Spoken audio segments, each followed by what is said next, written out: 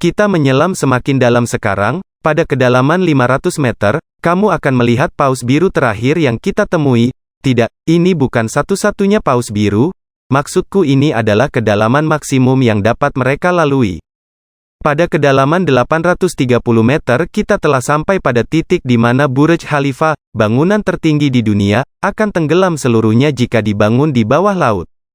Cumi-cumi raksasa hidup di kedalaman 900 meter, bayangkan, seekor hewan bermata seukuran frisbee. The Midnight Zone, the pressure here is so huge that, if you somehow end up being here without a submersible, you'll simply be crushed in a couple of seconds. Zona tengah malam. Tekanan di sini sangat besar, saking besarnya, jika kamu berada di sini tanpa kapal selam, kamu akan remuk hanya dalam 2 detik.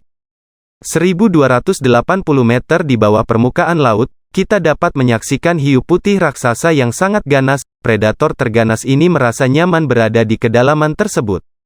Lihat jaring-jaring raksasa itu berarti kita sekarang berada di kedalaman 1500 meter di mana metode menjaring semuanya digunakan. Pada kedalaman 1830 meter, jika kita sedang berada di Grand Canyon, ini adalah titik terendahnya. Sekarang, jika kita sangat berhati-hati, kita bisa menyaksikan ikan naga hitam di kedalaman 2000 meter, makhluk menyeramkan yang hidup di bagian samudera yang dalam dan gelap.